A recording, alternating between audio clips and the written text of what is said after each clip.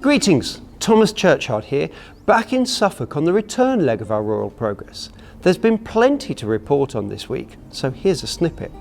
It is now Friday, August 29th, 1578. We departed dear Norfolk on Wednesday after a successful visit to Thetford. Thetford was once a very important religious centre controlled by the King and Church. After the dissolutions of the monasteries in King Henry's reign, the town's fortunes fell. However, after a royal charter was granted by our Queen in 1574, Thetford is now governed by their own civic corporation. Onwards we travelled to the magnificent home of the recently knighted Sir Thomas Kitson of Hengrave Hall. Sadly, I am not with the Progress on this occasion, although I heard the royal court and Norfolk gentry were worthily feasted and entertained. There have been several Privy Council meetings this week. Sir Thomas's hospitality knew no bounds last night. With such sumptuous feasting, my buttons are fit to burst. And did you witness poor Churchyard's face, watching the incredible fairy show, which was for once not of his devising? His face was as sour as freshly picked medlar. And that extraordinary jewel that was gifted to our Queen could likely have paid for several ships and many men to hold back the Spanish threat. Indeed, and to pay for some doctors to be sent abroad, as I hear that the plague is rife. That news alone will cause consternation amongst our ambassadors in the Low Countries. Our man, Heneage, he's not normally one for woe, yet his latest reports to Walsingham suggest that it will take a miracle for the English and the French to hold back Spain. Poor Francis. He must feel quite adrift away from court, not knowing when or if finance will be sent. I do admire, but despair at Her Majesty's hesitancy in this matter. Her constant negotiations will falter eventually, and then she will be forced into war. It just remains to be seen when and how, by land or by sea. Your Majesty. Good day, Your Majesty. Good morning, my two little songbirds. You seem very bright and cheery after a late night of frivolity, don't they, Burley? Majesty, they do. Most chirpy. Indeed. And you are well, Your Majesty? I am, for tomorrow we leave Suffolk and journey closer to home. But our voyage into the unknown has been a splendid success, though. Mostly, Burley. It has certainly kept us busy, but now I look forward to the peace of London. To matters, then.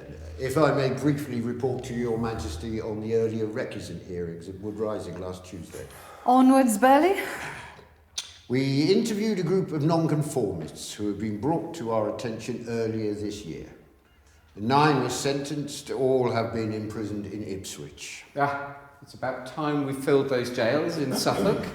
My lord, these men are not in jails as such, but in safe houses of reputable citizens receiving religious instruction and persuasion from local clergy. Fine work, Burley. Encouraging our citizens to a moderate form of Protestantism is the best way forward for peace. And thank goodness Hengrave is finer than that nunnery in Thetford. Indeed, Majesty, and the furnishings here are quite exquisite.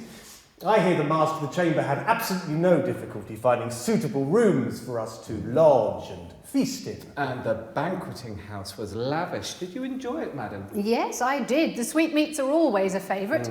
The marchpane on this Progress has been the best yet, and that gold-encrusted display was almost as beautiful to look at as it was to taste. Oh, indeed, Majesty. And I particularly liked the gingerbread and the quince marmalade and, those gilded sugared fruits. And the almond leech, so clever to make it resemble a checkerboard. Lester? Well, I always enjoy a hot spiced wine.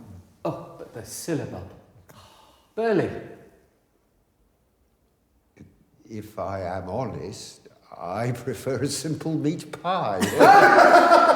Yes, my dear Cecil, do not ever change. Oh, no, Your Majesty, I have no intention of doing so. Such rich food, though, doesn't make for a happy stomach. Lester, make sure we have a doctor waiting for us at Chippenham. Hatton's tummy rumbles need attention, and I must find out what's causing this never-ending ache in my face. Of course. I shall send word immediately, if you'll excuse me. Your Majesty. Gentlemen. My lord. My lord. Our business is now concluded, Majesty, so therefore I too think that rest would be wise before our departure. Very sensible, my lord. Majesty. My lord.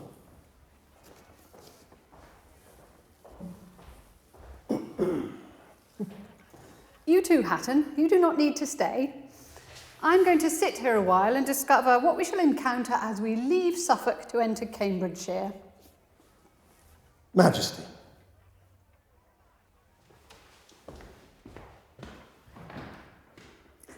My, what a splendid adventure this has been.